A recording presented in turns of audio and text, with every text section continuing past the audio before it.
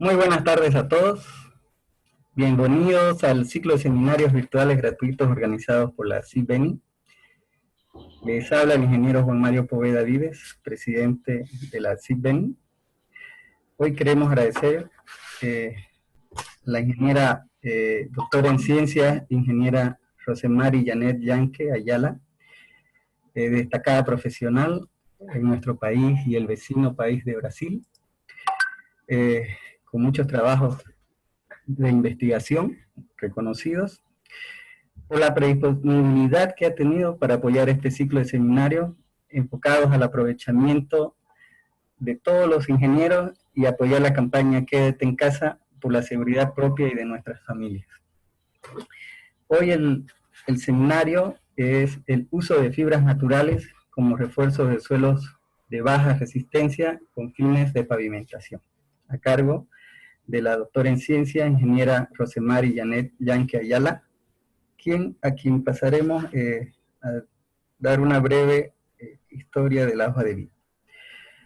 Ingeniera de tránsito, PNCB, COPERT, Departamento Nacional de Infraestructura en Transporte, Brasil, profesora titular del programa de Ingeniería Civil, Universidad Paulista, doctora en Geotecnia, UNB Brasil, maestría en Transporte, UNB Brasil, diplomado en computarizado y construcción de pavimentos en vías de comunicación, Universidad Autónoma Juan Misael Saracho, Bolivia, diplomado en diseños de obras hidráulicas, la Universidad Juan Misael Saracho, Bolivia, diplomado en ingeniería de carreteras, Juan Misael Saracho de Bolivia, e ingeniero civil en la Facultad Nacional de Ingeniería.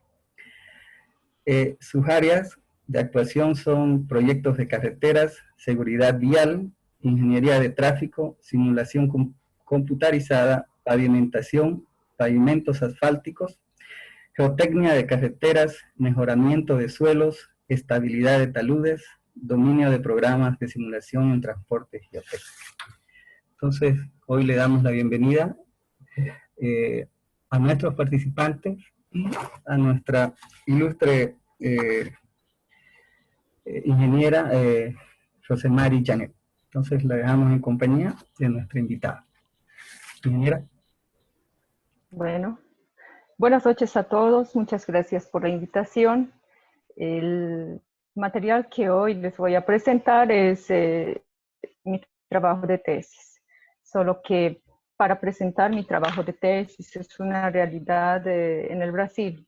Es una realidad del Brasil con materiales del Brasil y una problemática del Brasil. No, sin embargo, es posible adaptar ese trabajo no solamente a la realidad del Brasil. Entonces, intenté un poco traer ese contexto, esa problemática a nuestra realidad aquí allá en Bolivia. ¿Qué es lo que pasa? Para hacer ese trabajo yo visité el Beni, visité Tarija, visité varios de nuestros departamentos, lo que es la decisión del material, de la fibra que iría a utilizar. Antes de entrar en mi trabajo, vamos a hacer una breve introducción con otros temas que es necesario que sepamos, que conozcamos, como ser el tema de suelos tropicales, el tema de una nueva metodología, lo que es de clasificación de suelos tropicales, la metodología MCT. Y para finalizar, vamos a ver algunos conceptos básicos en lo que es el diseño de pavimentos en la metodología mecánica, empírico-mecanística, utilizando un programa de dimensionamiento que es el Medina que fue desarrollado aquí en el Brasil, y él considera específicamente la realidad de los suelos tropicales. Comencemos. Vamos a destacar aquí la imagen y vamos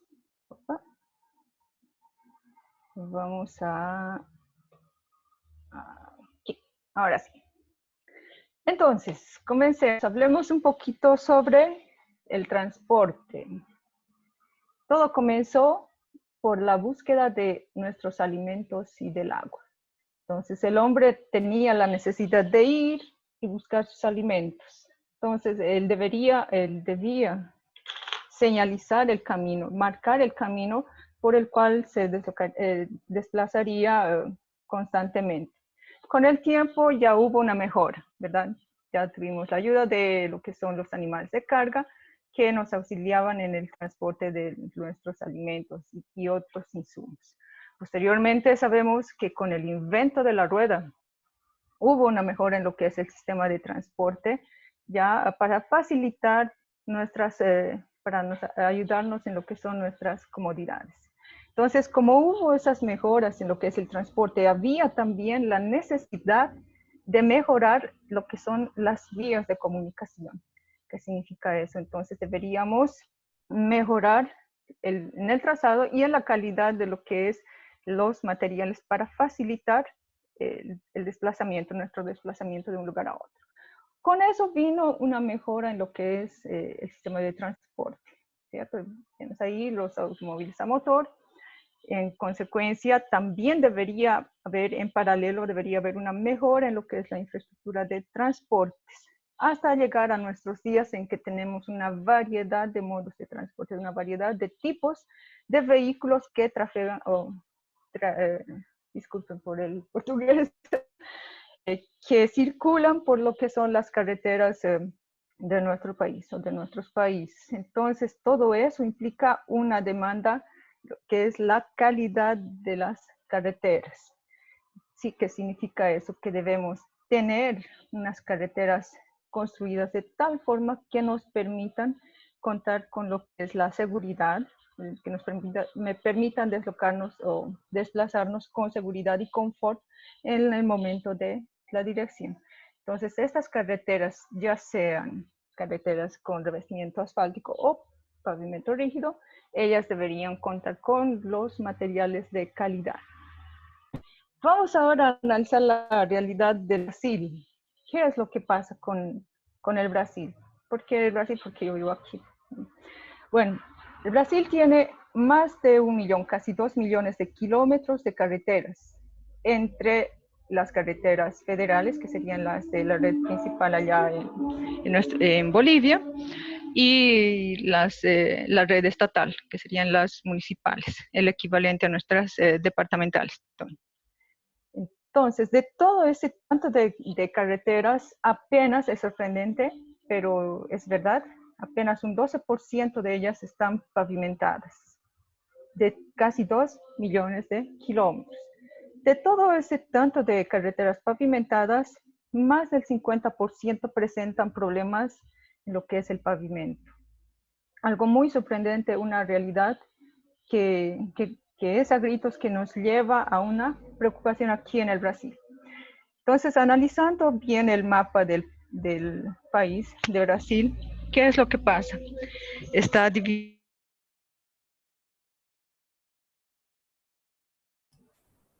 Y mira, perdimos el audio. La región norte. En esa región norte, si nos vemos, tenemos la región del Acre, Rondônia, Manaus, Roraima, etc. Tenemos la región centro-oeste, que si estamos familiarizados, sería la parte de Mato Grosso y Mato Grosso del Sur. Entonces, si vemos la cercanía con nuestros departamentos allá en Bolivia, verificamos que esas regiones con mayor problema en la calidad de las carreteras, en los pavimentos, son fronterizas con 3 de nuestros departamentos. ¿Por qué? Porque las características ambientales son las más próximas, o son bien parecidas, son próximas, son semejantes a las de nuestros 3 departamentos. ¿Qué pasa con esa problemática? Si analizamos bien, el principal problema de deterioro de esos pavimentos aquí en esas regiones, sí en todo el país, pero con mayor énfasis en estas 2 regiones, están calificadas como la poca resistencia de los materiales que presentan, la falta de mantenimiento. Esos datos fueron colectados de lo que son la red de estadísticas de la CNT, que están disponibles, son datos abiertos, es la facilidad que tiene Brasil que cualquier persona entra y baja los datos de la realidad de sus carreteras. Ahora, todos esos problemas asociados aquí, en estas dos regiones tenemos falta de materiales. No tenemos materiales, o si los tenemos, tenemos de poca resistencia. Y esa falta de materiales asociados a las distancias largas de transporte, ¿qué es lo que pasa? Como todos sabemos, los que construimos carreteras, distancias largas de transporte llevan a un incremento en lo que es la construcción de carreteras, pudiendo llevar esta situación a proyectos inviables, ¿cierto? Entonces, vamos a ver esa problemática e intentar entender con nuestra realidad. ¿Qué pasa con Bolivia?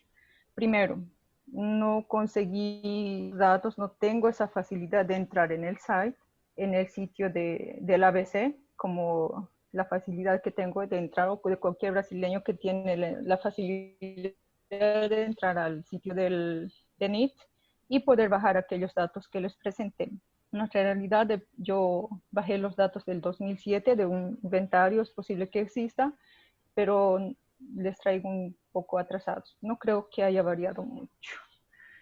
Hasta donde yo bajé los datos, tenemos 15.000 y algo de kilómetros de carreteras, solo de la red fundamental. Esa red fundamental está organizada en 5 corredores. Entonces, y me daba un total de aproximadamente 50% de carreteras pavimentadas. Ya, yo creo que hasta ahora no llegamos al 60%, debe estar por ahí, creo que sea más. De esos 5 corredores de la red fundamental, hice una verificación de dónde estaban las carreteras con mayor problema que no estaban siendo pavimentadas aún. Y coincidentemente son aquellas del corredor 2 y 3, aquellas que están localizadas en las regiones del trópico, lo que es Pando, lo que es Beni. Y si analizamos esta realidad con el Brasil, entonces podemos identificar que el problema podría ser casi el mismo o semejante. Entonces también viendo aquí el mapa de nuestro país, de Bolivia, podemos identificar 2 regiones, 2 realidades diferentes, bien marcadas. Obviamente nosotros tenemos varias regiones, Chaco, valles, etcétera, pero son 2 realidades bien marcadas. Aquí la región de las montañas, en que nosotros tenemos suelos jóvenes, tenemos abundancia de rocas, tenemos material de alta resistencia. Y otra realidad aquí en el trópico, en lo que es la zona tropical de nuestro país, en que para empezar no tenemos rocas de la misma calidad que tenemos en la zona occidental. Entonces aquí, yo recuerdo la vez que fui a trabajar allá en el Porvenir, en Cobija, en Pando, yo me sorprendí porque no había agregados, era muy difícil. Entonces, esa realidad es un problema porque la resistencia de esos suelos aquí, en teoría, es baja. Entonces, eso lleva a uno a la necesidad de buscar métodos para mejorar la resistencia quizás de esos suelos. Entonces, ahí vamos a entender, vamos a ver cómo es que mejoramos ese suelo. Vamos a ver un poquito de teoría sobre mejoramiento de suelos. Para empezar, vamos a ver lo que es estabilizar, el término estabilizar.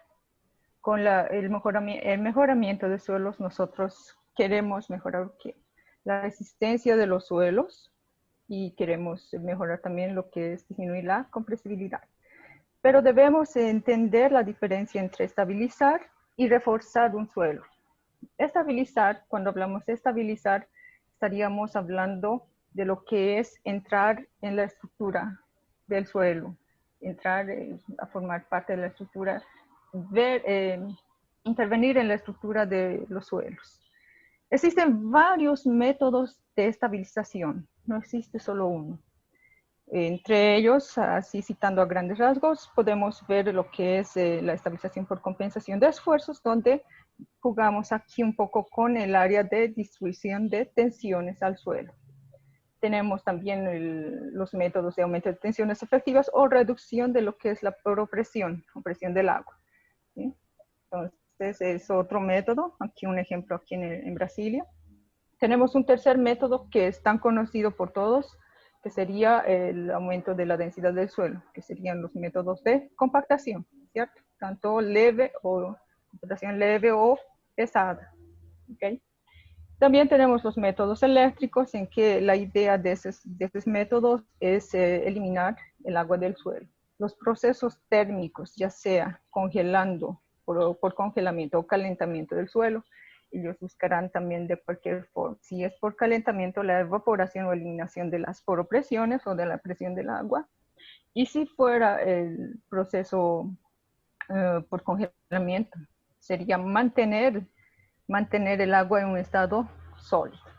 Y finalmente tenemos un método de adición de materiales que es el de mayor, es muy conocido por todos nosotros, porque dentro de ese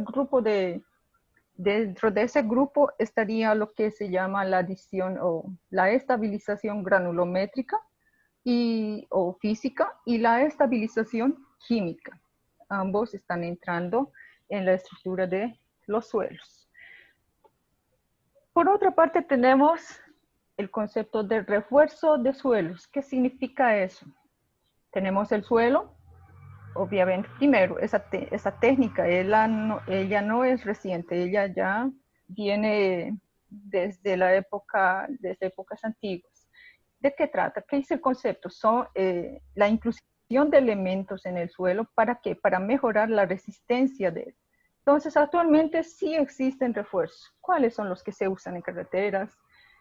Generalmente son los geosintéticos. Hablando de eso, mañana mi compañera les va a tratar más sobre el tema.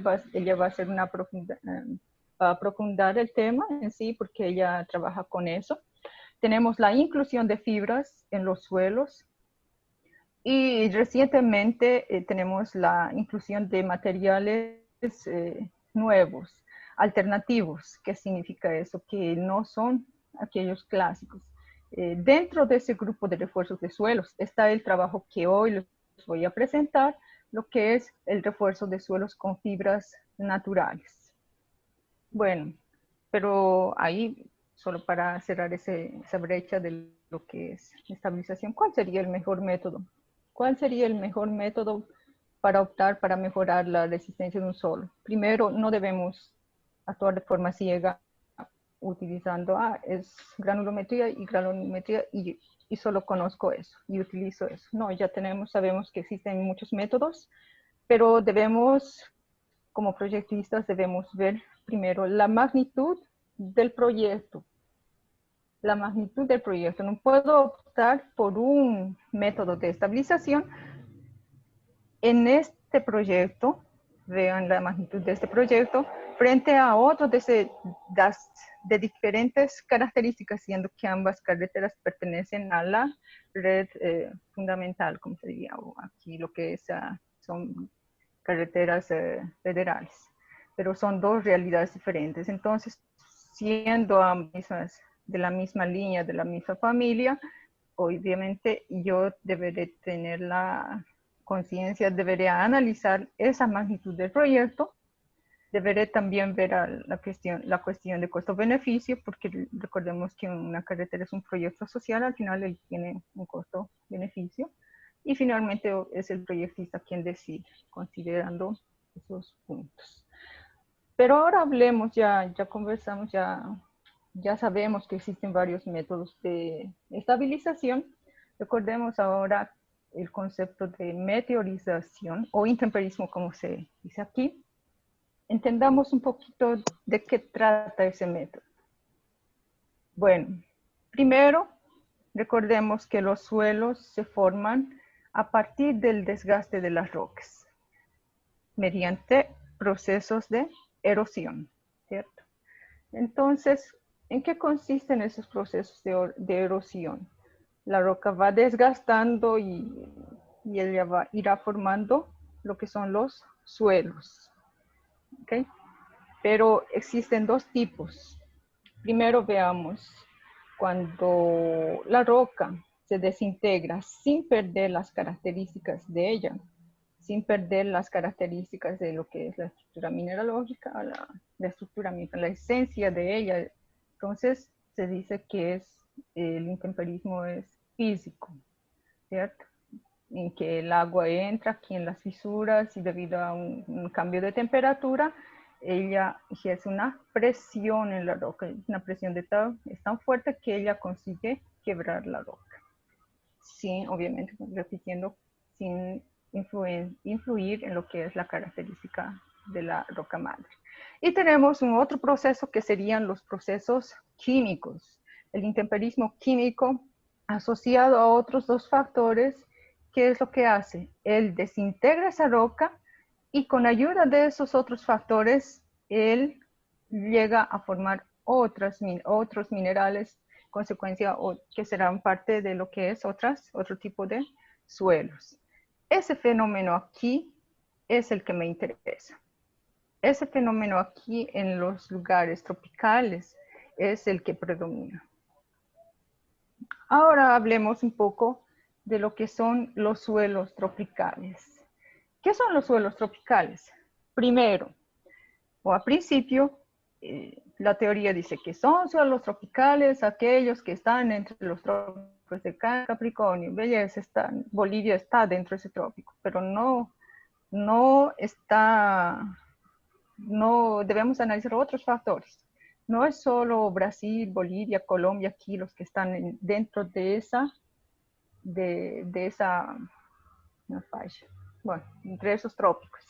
También están otros continentes que deberían presentar las mismas características. Entonces, ¿qué dicen? ¿Qué dice la teoría? Bueno, vamos a ver ahora este gráfico que nos va a ayudar a entender el concepto de suelos tropicales. Creo que ya están familiarizados. Es un gráfico de precipitación y temperatura. Analicemos primero los lugares fríos, en que no existen grandes modificaciones. Vean aquí, el intemperismo o el desgaste de las rocas está asociado a dos factores principales, que serían la temperatura y la precipitación. Lugares que tienen poca temperatura o baja temperatura, baja precipitación, existen pocas mudanzas. A medida que va aumentando la temperatura y la precipitación, entonces ya se observan tanto modificaciones en el suelo, ¿cierto? Vamos aquí ahora a lugares de clima de desierto, en que las temperaturas son bajísimas, las precipitaciones bajas y una evaporación alta. Entonces el desgaste químico es muy poco, casi no se nota. Entonces, y tenemos una otra realidad en lo que son las zonas tropicales. Tenemos clima de sabana, tenemos la parte de la selva, lugares cálidos, como se diría. Entonces tenemos altas precipitaciones y tenemos altas temperaturas. Estos dos factores, principalmente, estos dos factores irán a influenciar en lo que es el desgaste de la roca madre. Entonces tenemos un primer desgaste, después acontecen otros mecanismos, todos ellos asociados a esos dos factores. Ellos intervienen en lo que son los desgastes de los suelos, provocando desagregación y la formación de nuevos minerales o de nuevas estructuras. Esta situación es común en el Brasil, es normal, y es común en la zona tropical de nuestro país. Entonces, este factor común es de mucho interés para ver la cuestión de suelos tropicales. Veamos la realidad del país, de nuevo, la realidad del Brasil, porque, como dije inicialmente, tengo la facilidad de contar con los datos estadísticos en el portal de los órganos de gobierno, que lamentablemente no se ve en nuestro país. No tengo esa facilidad, no tenemos esa facilidad allá en el país. Bueno, vean aquí la región del Acre. Es una estación próxima a la frontera de Bolivia. La variación de temperatura en un día, las máximas temperaturas y ella llega a temperaturas bajas, que serían en torno de 23 grados, manteniendo humedades altas. Obviamente aquí están incompletos, pero tengo una precipitación, ella también está caracterizada por precipitaciones altas, tanto en esa región del Acre, cuanto en una región próxima a lo que es el Beni, que sería aquí Rondônia, ¿cierto? Ambos de características parecidas. Entonces, analizando esa situación, vemos aquí un mapa del Brasil con la ocurrencia de esos procesos, esos pedológicos y esos procesos geológicos. Entonces, ¿cuál sería el concepto de suelos tropicales? Suelo tropical es considerado aquel de comportamiento peculiar desde que el proceso, él haya pasado por los procesos geológicos, pedológicos típicos de estas regiones. Pero ¿cuáles son esos procesos típicos de estas regiones? Vamos a ver esos procesos típicos de estas regiones. Imaginemos aquí un periodo de lluvia. Tenemos los dos factores que serían temperatura y precipitación.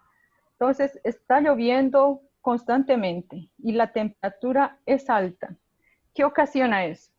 Esos dos factores asociados a la presencia de material orgánico en la superficie del suelo, ellos irán a crear una especie de película, una película que está protegiendo ese suelo, que está actuando sobre ese suelo. Esa película tendrá un pH ácido. Entonces, como tenemos constantes lluvias asociadas a una temperatura elevada, imaginemos aquí una olla con una sopa, con agua, una olla con agua, y es agua ácida. ¿Qué es lo que causa eso en el suelo? En el suelo irá a causar la desintegración, irá a destrozar la roca aquí. Estaríamos viendo como un rompecabezas, todas las piezas de un rompecabezas sueltas. Entonces, el suelo está en esa situación, en ese momento, debido a esos dos factores. Entonces, ¿qué pasa? Bajó un poco, ya pasó un poco la precipitación, bajó un poco, ya mutó esas intensas precipitaciones. ¿Y qué tengo? La circulación de agua que provoca la lixiviación o la salida de los minerales más livianos, que serían el magnesio, el calcio, el sodio. Ellos abandonan al silicio, al hierro y al aluminio, que serían los minerales un poco más pesados. Entonces, ¿qué es lo que sobró? Sobraron esos tres minerales y los abandonaron esos otros. Pero aún tengo aquí otros minerales. Entonces, ¿qué acontece? En ese proceso en que ellos los abandonan, ellos están sueltos y ellos tienen que reaccionar. Entonces, como ellos tienen que reaccionar, ¿qué es lo que harán con el material que sobró, con los caulinitas? Ellos irán a forrar e irán a formar una especie de pipoca o bolitas así. Vamos a imaginar una pipoca. Es una caulinita rodeada con material, con silicios, con silicatos, con óxidos de hierro, hidróxidos de hierro y aluminatos. Ellos irán a envolver esos suelos, irán a formar una especie de pipocas. Este proceso aquí que ya fue explicado, este proceso es conocido como laterización. Entonces, ¿qué acontece? Ese proceso solo pasa en la parte superficial de nuestros suelos. Esos suelos que sufrieron ese proceso de laterización son conocidos como suelos lateríticos, ¿cierto? Porque aquí ustedes ven los conglomerados, es la forma de hipoca, como se había dicho. Ahora, ¿qué pasa en la parte inferior? En la parte inferior aún tengo los suelos sin mudanza de lo que es la estructura. Estos están manteniendo las características de la roca madre, pero ellos podrían ser conocidos, o se les podría asignar el nombre de suelos residuales. Según la metodología MST, estos son los suelos saprolíticos. Y los que están encima, los que pasaron por ese proceso de laterización, son los suelos lateríticos. ¿Okay? Y esos suelos saprolíticos, obviamente ellos se caracterizan por presentar valores de expansión elevados. En sí, estos son los que no nos interesan. Los que nos interesan son estos suelos que están en la parte superior. Aquí se ve un claro ejemplo de un suelo laterítico sobre un suelo saprolítico. Vamos a ver ahora en el microscopio la estructura de estos suelos. Inicialmente tenemos un suelo residual o saprolítico. Vean la estructura laminar. Las arcillas se componen en esas estructuras. Ellas tienen formato de pliegues. Okay. ¿Qué es diferente a nuestros suelos lateríticos, a nuestros suelos que pasaron por procesos de meteorización? A nuestros suelos que pasaron por un intemperismo o meteorización, ¿cierto? Vean la estructura, cuán diferentes son estos suelos de los suelos residuales. Y aún tenemos a las concreciones lateríticas, que serían los cascajos lateríticos. Vean la estructura en sí. Si nosotros vemos, podemos identificar lo que son los vacíos. Tenemos dos tipos de vacíos, estos que se notan, estos de mayor diámetro, que serían los macroporos, son vacíos mayores. Pero también vean aquí, fuera de esos, tenemos otros vacíos.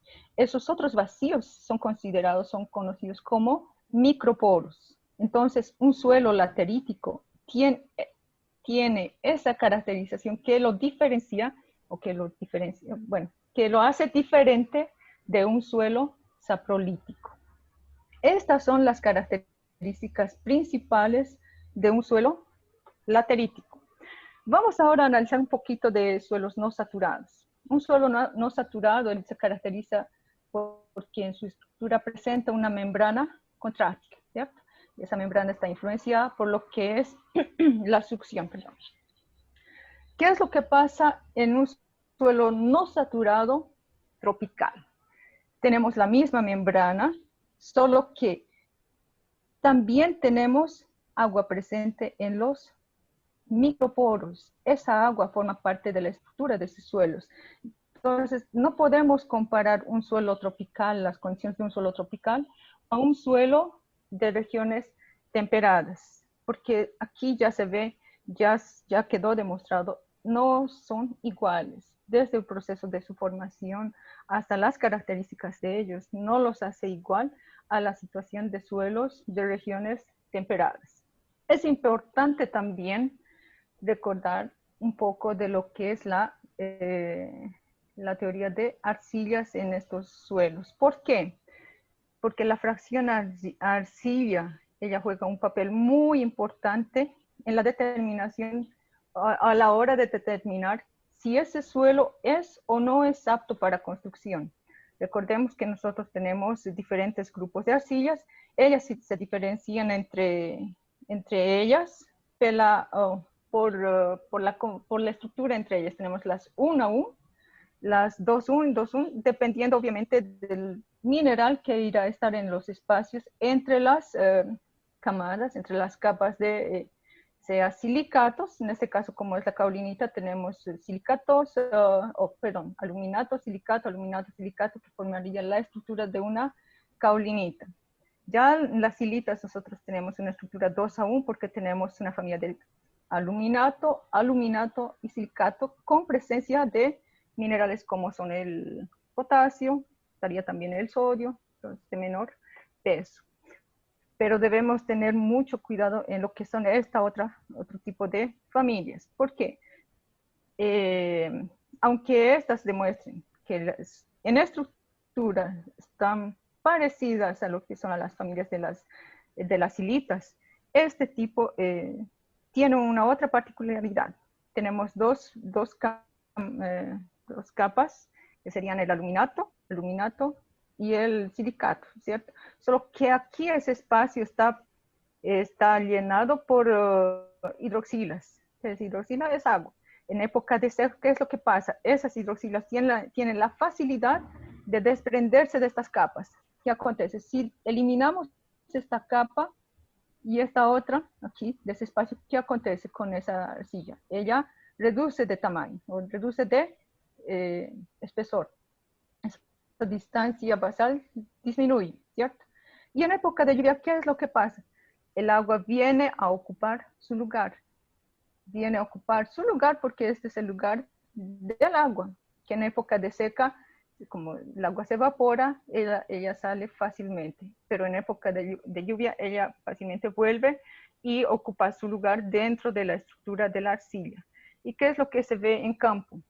Esa arcilla aumentará de volumen. Entonces, esta es la característica principal de las arcillas expansivas, que deben ser evitadas en lo que es la construcción de carreteras.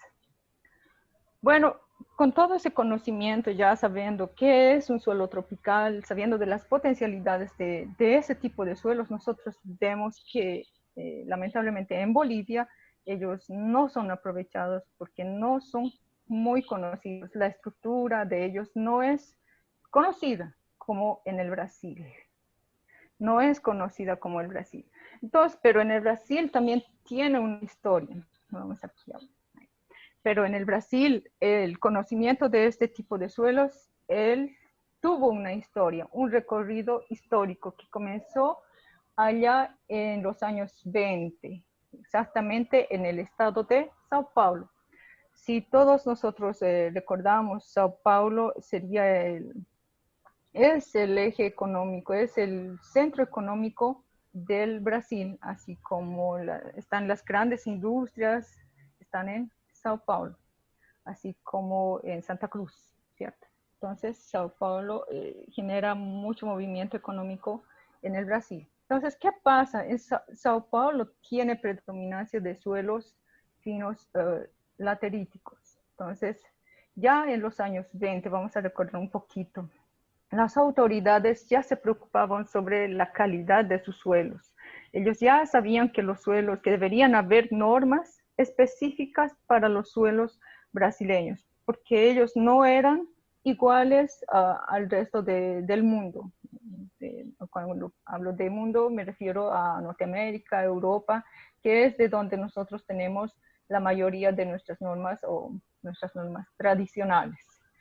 ¿Qué pasó en el año 1940? Fueron implantadas las normas de la AST para construcción de carreteras. Fueron implantadas ya en la construcción de las carreteras, allá en Sao Paulo obviamente no existían, no había normas, una norma definitiva que diga este suelo va a ser así, así, así. Se utilizaban estas normas, pero los resultados eran diferentes, eran inconsistentes en campo. Si vemos aquí en el gráfico, para un tipo de suelo se veían una serie de resultados diferentes que lo llevaban a él a ser altamente plástico y etcétera. Bueno, tenemos mucha variación en lo que son la plasticidad del suelo y también en lo que era la granulometría. En consecuencia, lo que es la clasificación de esos suelos. Entonces, ¿qué es lo que pasó en Sao Paulo? ¿Por qué Sao Paulo? Porque allí nació el método. En Sao Paulo se tuvo experiencias en la construcción de carreteras o de carreteras, una especie de carreteras vecinales, ¿cierto? Con ese tipo de material, con los suelos lateríticos.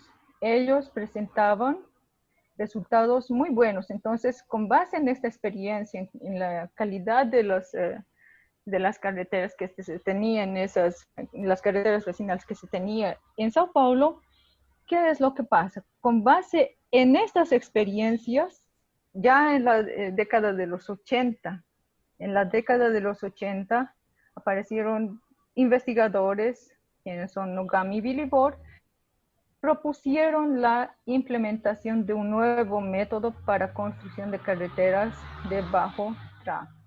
Entonces, el método que ellos presentaron es conocido como la metodología MCT, que significa miniatura, de ahí viene el nombre, miniatura compactada tropical, cuyas iniciales son MCT, que forman parte el método forma parte de las iniciales de esas tres palabras. ¿En qué consiste el método? El método necesitaba buscar definir las propiedades mecánicas e hidráulicas de ese suelo mediante cuerpos de prueba con tamaño reducido. El tamaño de esos cuerpos de prueba era de 50 o 5 centímetros por diámetro de 5 centímetros. Altura de 5 por diámetro de 5. ¿Cierto? ¿En qué consiste esa metodología? Ella está organizada en dos grandes grupos. El tercero vamos a dejar porque son pruebas de campo, pero ella está organizada en dos grandes grupos. El primero, ella nació con los ensayos de mini-CBR. Con ese ensayo de mini-CBR viene el ensayo de mini-compactación. Entonces, la palabra mini ya nos dice el tamaño del cuerpo de prueba era de 5 de altura por 5 de diámetro. Obviamente está vinculado al tamaño de los granos de suelo. Para hacer estos ensayos, el requisito principal que se tiene es tener un suelo fino con granulometría con un diámetro mayor de 2 milímetros a menos. Entonces, ella utiliza ese tipo de suelos. Bueno, tenemos aquí el ensayo de compactación. Obviamente, dentro de ese grupo nosotros también tenemos la energía normal, la energía modificada y la energía intermediaria. Entonces, ellos desarrollaron de forma perfecta. El tamaño de los cuerpos de prueba, los resultados que dan son próximos a los resultados con equipos tradicionales. El segundo grupo es el grupo de ensayos para clasificación de sus suelos. Aquí la clasificación es un poco complicada. Sí, se podría decir complicada porque no es igual que en la metodología tradicional, en que nosotros hacemos el ensayo de granulometría, hacemos los límites de consistencia y estamos hablando de carreteras del método de la ASTO. Utilizamos esos dos parámetros y nos vamos a determinar el índice de grupo y clasificamos aquel suelo para carreteras. Aquí nosotros debemos compactar el suelo. Ya les voy a explicar en breve en qué consiste. Compactamos, igual que aquí preparamos 5 cuerpos de prueba y las aplicamos energías de compactación que varían de un golpe a 256 golpes. Entonces tengo varias curvas de compactación y para esas curvas de compactación yo voy calculando la deformación de esos suelos, ¿cierto? Entonces, en paralelo debo realizar la pérdida por inmersión. Entonces aquí ya tengo otros parámetros que deben ser evaluados y no los de granulometría y plasticidad de la metodología tradicional. Aquí ya estoy verificando la deformación del suelo, la pérdida por inmersión, que me va a permitir saber si ese suelo es laterítico o es saprolítico. Me va a permitir saber si ese suelo es si él expande o no expande. Bueno, ¿cierto? Y tengo los ensayos, obviamente que están aquí, de expansión, de infiltrabilidad, de permeabilidad. Y tengo las pruebas en campo. Vamos a explicar de forma breve y acelerada porque es necesario conocer estos ensayos antes de ver mi trabajo. Comenzamos aquí con el grupo de los ensayos de mini-CBR. Este es el tamaño del cuerpo de prueba. 5 de altura por 5 de diámetro. Vemos aquí el equipo de compactación. El cuerpo de prueba es compactado. Aquí, en la base inferior, este es el extrudar. Este sirve para extrudar el cuerpo, para sacar el cuerpo, o para el ensayo de clasificación para extrudar 1 centímetro, ¿cierto? Entonces compacto este cuerpo de prueba, este cuerpito aquí, y tengo la opción de hacerle el CBR, el mini CBR. Bueno, tengo la opción de hacerle el mini CBR. El mini CBR, inclusive el método me permite hacer el CBR de forma en 2 estados. Inmerso, con inmersión y sin inmersión. Significa saturado y no saturado, ¿cierto? Y tengo la opción de medir aquí la expansión del suelo. Ok, en eso consiste el ensayo. Obviamente la norma dice energía normal, 5 golpes aquí, aplico 5 golpes arriba, 5 golpes. Giro el cuerpo de prueba y le aplico 5 golpes, un total de 10 golpes. La energía intermediaria, cambiamos el martillo, es igual que el ensayo tradicional, solamente varía el número de golpes y la forma como él se hace. Él no se hace por camadas porque el tamaño ya es pequeño. Entonces aquí el resultado de este ensayo sería la curva de compactación del suelo y sería el valor de mini CBR igual que el valor de la expansión de ese suelo. Vamos ahora a ver el segundo grupo de ensayos. Los ensayos que sirven para clasificar el suelo. Como les había comentado, a este suelo, a este cuerpito de prueba, aquí en este equipo de compactación, le aplicamos una serie de golpes. No son los golpes igual que en la metodología tradicional, 25 golpes, una capa, no. Aplicamos golpes en serie. Significa, le aplicamos 2 golpes, inmediatamente le medimos la deformación, luego de ese golpe, luego vamos aplicando más un golpe, más 3 golpes, más 4, hasta llegar a un acumulado de 256 golpes por cada cuerpo de prueba. Entonces, en cada número de golpe yo le iré midiendo la deformación a ese cuerpo de prueba. Al final, ¿qué es lo que tendré? Tendré un volumen de material, un peso de material y una deformación de material que me permitirá realizar estas curvas de compactación. La idea de tener esas curvas de compactación es encontrar el parámetro D. El parámetro D está relacionado con el grado de laterización de ese suelo. Y es un factor que me ayudará a calcular uno de los parámetros que me va a permitir clasificar ese suelo. Entonces, tengo una familia de curvas de compactación que en paralelo me va a ayudar bueno, aquí tengo un otro gráfico que también sale del mismo ensayo. Esta es la familia de deformabilidad. Cada curva de compactación tiene una familia aquí, tiene puntos de deformabilidad. Entonces, yo pego aquí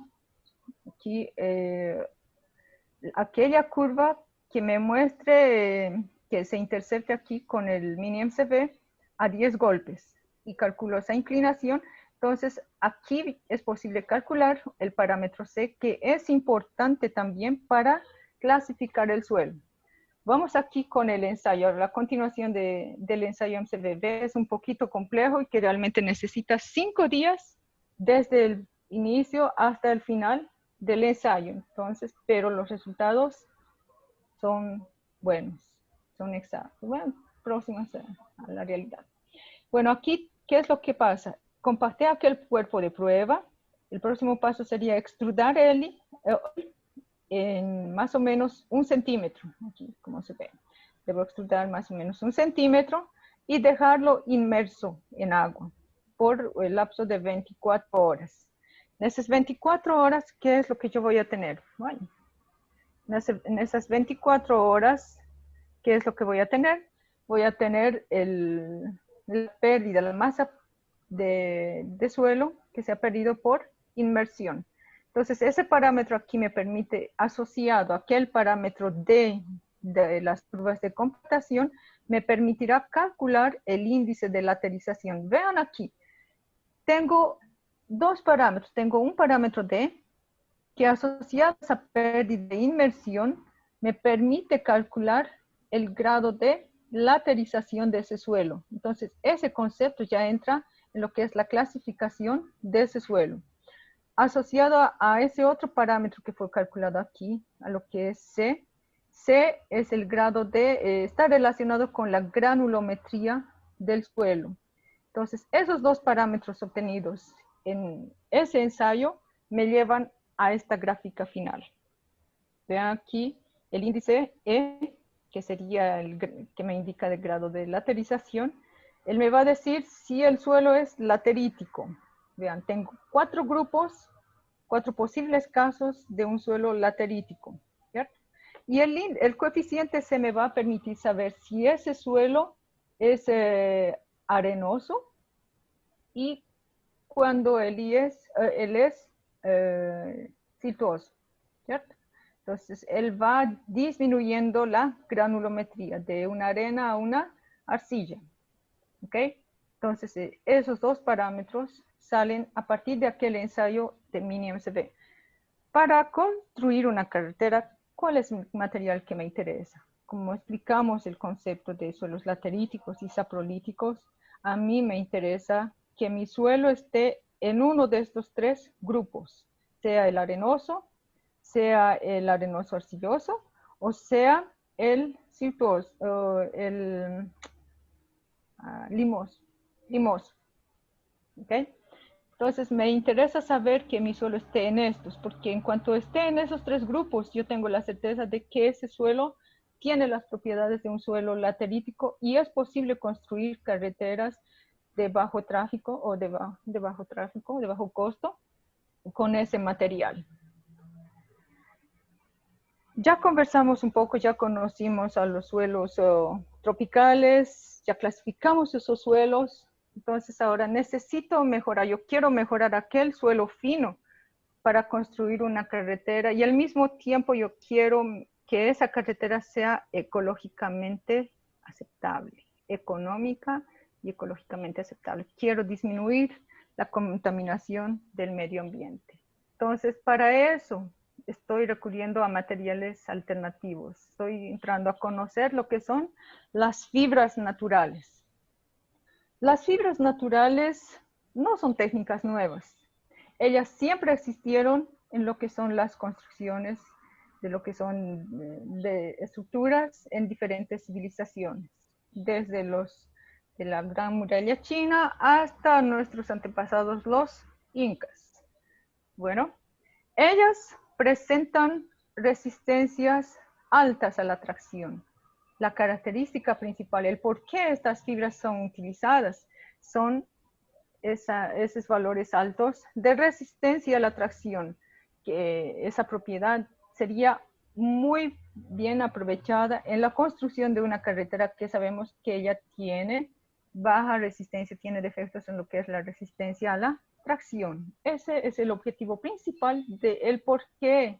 Ese es el por qué nosotros estamos optando por el uso de fibras en carreteras. En la literatura se observa que existieron casos con sucesos, la mayoría de ellos utilizando ya sea fibras artificiales como el propileno o fibras naturales que van desde el cabello, lana de oveja y lo que es mi investigación, plumas de pollo, hasta fibras de origen vegetal. Entonces, la mayoría de ellas tiende a mejorar la resistencia mecánica de esos suelos. Lo que es ahora mi investigación. ¿Por qué se opta por la fibra de origen animal? Primero, nosotros tenemos un gran crecimiento de la industria alimentaria. Con ello, nosotros estamos generando residuos que están contaminando el planeta. Uno de esos residuos es la pluma de pollo. ¿Cómo aprovechamos esta fibra para la construcción de carreteras, para mejorar las características mecánicas en el suelo para construcción de carreteras? ¿Cómo? Primero, analicemos el por qué antes del cómo.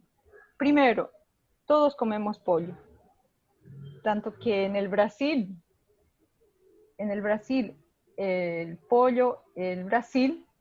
Brasil es el tercer productor de carne de frango mundial y primer exportador de ese alimento. Entonces, ¿qué significa eso en el Brasil? Nosotros, bueno, un pollo pesa entre 2,5 a 3,5 kilogramos. De ese peso total de un pollo vivo, entre el 5 y 7% corresponde al peso de las plumas, que significa que nosotros estaríamos generando 980,000 toneladas de plumas anuales.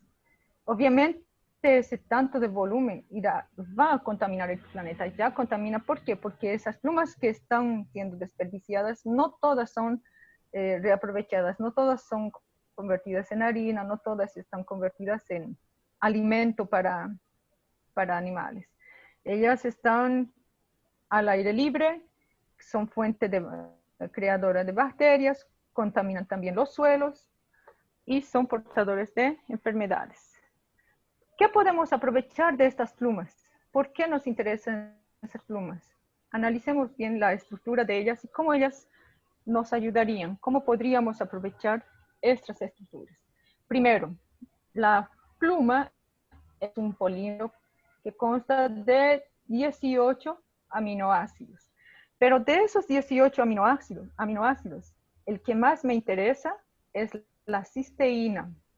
La cisteína sería como el esqueleto de esa pluma. Ella forma la parte dura de esa pluma, ¿cierto? Esa cisteína, ella es como el esqueleto. Todos tenemos esa cisteína dentro de ella forma parte de lo que es la queratina, perdón. Ella forma parte de lo que es la queratina dentro de la pluma. Esta sería el esqueleto de esa, sería el esqueleto dentro de esa pluma. Entonces es la parte dura. Es tan indestructible y ella es hidrofóbica. Ella resiste al agua. Entonces, hablemos un poco de la queratina. Nosotros podemos identificar dos tipos de queratina. En sí, todos tenemos queratina, los seres humanos tenemos. Esta es la queratina alfa. Esta queratina alfa se constituye, una de las propiedades de ella es la flexibilidad. Entonces, ella está presente en nuestros cabellos, está presente inclusive en las pestañas, está presente en los pelos de los animales. Entonces, la flexibilidad es una característica principal de esta queratina. Pero también tenemos una otra queratina que sería la queratina beta. Esa queratina beta, ella está organizada en pliegues. Cuanto más pliegues ella tenga, más dura será la estructura de ella, ¿sí? Ella tendrá esa estructura dura. Entonces, nosotros también tenemos queratina beta. ¿Dónde está presente esa queratina? Ella está presente en lo que son las uñas, los cuernos, las plumas, las escamas y todos los elementos que se caracterizan por la dureza, que en síntesis serían solo capas y capas de queratina beta. Entonces, parte de esa queratina, dentro de esa queratina está la cisteína, que sería el esqueleto de la queratina, y es el elemento principal de nuestro interés. Obviamente, por ser un elemento biodegradable, la queratina tiende a degradar, la fibra tiende a degradar. ¿En qué momento ella degrada? Ella degrada ante ataques alcalinos extremos y ácidos extremos. Ella tiene esa tendencia de degradación porque es un material orgánico, pero es ante ataques extremos. Entonces, con eso es posible de utilizar, controlando el medio, el pH del medio donde se irá a utilizar la fibra. Bueno, vamos ahora con esa introducción en lo que respecta a los suelos, en lo que respecta a las fibras. Vamos a ver en sí el foco de mi investigación. ¿Cómo es que yo aproveché las características de estos materiales para hacer investigación? Primero, es importante saber la localización del suelo. El suelo colectado está en el campo experimental de la Universidad de Brasilia a una profundidad de 2 a 3 metros. Es importante saber esto, ¿por qué? Porque sabemos que las propiedades del suelo varían conforme a la profundidad de su localización. La profundidad, las condiciones a diferentes profundidades, a las condiciones del suelo son diferentes, ¿cierto? Ok, entonces él fue encontrado aquí. Las plumas fueron separadas, lavadas, secadas, desinfectadas con alcohol y secadas al aire libre. Es importante aquí destacar que todos los ensayos realizados con este tipo de suelos fueron de forma natural. ¿Qué significa? Las normas dicen secar al suelo 24 horas en estufa. Pues no. Se intentó mantener las características naturales del suelo. Entonces, todo el tratamiento que fue realizado fue hecho en el suelo de forma natural. Significa que colectamos el suelo, pegamos la humedad del suelo y vamos a llegar a la humedad óptima. Una vez realizado el ensayo de compactación, determinamos la humedad óptima y intentamos siempre llegar a esa humedad, controlar esa humedad, sin llevar el suelo a una estufa para secarlo y humedecerlo de nuevo. No evitamos eso. Se realizaron 4 ensayos: INCBR, resistencia a la compresión, tracción y el módulo de resiliencia. Se verificaron 4 tiempos de cura fuera de los iniciales y se realizaron 2 métodos de cura. El método de cura adoptado fue el método de cura en campo, para la máxima, una representación próxima de lo que es la realidad. Bueno, con todo eso, ¿cuáles fueron los resultados obtenidos? El primer resultado que podemos presentar aquí está relacionado a lo que es el suelo. Se hizo el análisis granulométrico del suelo con y sin defloculante, con y sin defloculante. Entonces, ¿qué primera conclusión ya podemos tener aquí? Analizando ese suelo puro, podemos identificar una cierta desagregación debido al defloculante. Era de esperar, es un ataque químico que él está sufriendo y por la naturaleza de la formación de él, era de esperar. Entonces, eso influye en lo que es la caracterización del suelo y es por eso que nosotros decidimos trabajar con el suelo en forma natural. Entonces, ese mismo suelo enterrado por un año, hicimos lo que es la granulometría de él. Esperábamos el mismo resultado, pero no. Definitivamente él sufrió un ataque químico, olvidé decir que hicimos un ataque, modificamos el pH del suelo para ver cómo influía en lo que son las mixturas, las mezclas. Entonces, ese suelo, después de un año enterrado, hicimos el análisis granulométrico y vean la diferencia. Las condiciones son las mismas, sin defloculante, pero él muestra ya un cierto grado de desagregación, ¿cierto? Entonces, ¿qué significa eso? Este tipo de suelos son susceptibles a ataques, ellos son débiles ante ataques químicos.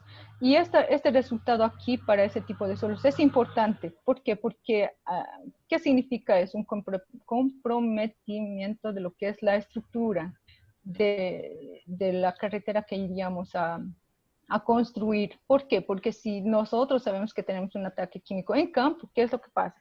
La resistencia va a caer, la estructura del suelo no será más la misma. Entonces es importante considerar esos factores en el momento de construir una carretera, que sí influyen en lo que es la característica del suelo. Obviamente, como era de esperar, la clasificación muda o cambia. Entonces el suelo que a principio era un suelo arenoso, él se convierte en un suelo sitoso de baja plasticidad. También se hizo un análisis de las curvas de retención. No vamos a colocar aquí, está solo el tema de índice de vacíos, que sería un resultado importante. Para el suelo puro, después de un año se ve un cierto grado de expansión en el suelo. Es de esperar porque el suelo tenía minerales, tenía hilitas, y la hilita es un material levemente de poca expansión, pero expande. Este era un resultado de esperar del suelo. ¿Qué es lo que pasa con el suelo, con el suelo, aquel suelo con la adición de fibras. Vean aquí, la brecha disminuye. ¿Qué significa? La fibra llega a controlar esa expansión, esa cierta expansión del suelo, ¿cierto? Inclusive cuando tiene poca humedad, el suelo llega a contraer. ¿Por qué? Porque esa humedad tal vez está en lo que son la parte interior de la pluma. Es posible que esté ahí. Pero la pluma sí influye en lo que es la expansión de los suelos, ¿cierto? Analizamos una parte que es muy importante aquí, lo que sería el análisis químico de los suelos. Es de esperar que los suelos lateríticos tengan predominancia de caulinita, cuarzo y gipsita. Es de esperar. Como vimos en las curvas de índices de vacíos, el suelo puro tiende a expandir. ¿Por qué? Porque tenemos presencia de hilita, y la hilita y la vermiculita son minerales expansivos. Entonces, nuestro suelo tiene un poco de esos. Entonces, él tiene un cierto grado de expansión. Entonces, desde que no tengamos aquí una clorita, una montmorillonita, está todo ok. Entonces, podemos trabajar porque ese suelo puede entrar dentro de los límites de expansión. Está garantizado. Ahora, ¿qué más es de ver aquí? Tenemos el suelo en el estado inicial y tenemos el suelo en el estado final. Al mismo tiempo tenemos las mezclas de suelo con fibra en el estado inicial y tenemos las mezclas de fibra en el estado final. Vean aquí, después de un año, existe una variación en lo que es la estructura de los suelos. Aquel ataque químico que nosotros de propósito hicimos en el suelo, él tuvo los efectos que esperábamos sobre la estructura del suelo puro y sobre la estructura del suelo con la fibra. Hubo una modificación, porque en el estado inicial, ve aquí, no tenemos grandes presencia notable de calcio, de sodio, de azufre en el suelo, pero después de un año sí tenemos esas variaciones, al igual que tenemos variaciones en lo que es el mineral de hierro. Entonces sí existió una modificación porque nosotros modificamos el medio y esa modificación del pH del suelo externo influye en lo que son nuestros cuerpos de prueba. Viendo aquí los resultados en microscopía de barredura, vemos la situación inicial y la situación final, en que aumenta el grado de porosidad del suelo. ¿Por qué? Porque hubo un lavado, aquella característica ya en el inicio, cuando hablamos que ante ataques químicos, mudanzas químicas, que existe una migración de sodios, de los minerales más livianos. Entonces hubo esa mudanza después de un año de enterrado el suelo. Lo que es el suelo con la fibra, esa mudanza es menor. La fibra llega de alguna forma a retener esos finos, entonces no se ve grandes variaciones, con lo que se puede concluir que la fibra ayuda en la retención, en cierto grado en la retención de esos finos. Obviamente ya ella comienza a degradar, es algo de esperar, porque es un elemento biodegradable. En lo que es la resistencia mecánica, esa mudanza de estructuras, ella influye de forma relevante en lo que es la resistencia mecánica del suelo. Vean aquí, ya no existe después de un año. El suelo, los cuerpos de prueba entran en un cierto equilibrio con el medio, con el suelo que está alrededor de ellos, de tal forma que los parámetros entre ellos, entre los cuerpos de prueba, son mínimos. Ellos tienden a comportar de forma lineal. Los resultados me indican eso. Al inicio, en la parte amarilla, la parte superior, tenía una cierta variación en relación a la cantidad de fibras en el suelo, pero ya en el estado final todo cae porque la estructura mudó, la estructura cambió y en consecuencia el valor de CBR cambió. ¿Qué más? En lo que respecta a la resistencia a la compresión, la fibra tiende a perjudicar un poco. Era de esperar porque ella tiene una propiedad que rompe con la rigidez, la propiedad de fluencia de la fibra influye en lo que es la característica de rigidez del suelo. ¿cierto? Ella tiende a caer con el tiempo.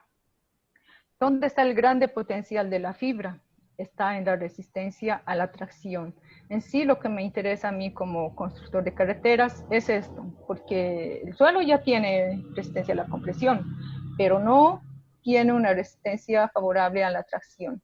Las fibras entran a reforzar, entran a ayudar en esa parte, a reforzar lo que es la resistencia a la tracción en suelos. Y como se ve aquí, yo tengo resultados favorables. Y como se ve aquí aún, la fotografía, primero el suelo sin fibras y a su izquierda el suelo con fibras. Él deforma, pero no llega a romper 100%, ¿cierto? Entonces, aquí en ese proceso de ruptura, inclusive yo tengo una resistencia residual. Entonces, fibra llega a cumplir su objetivo de forma satisfactoria en lo que es la resistencia a la tracción.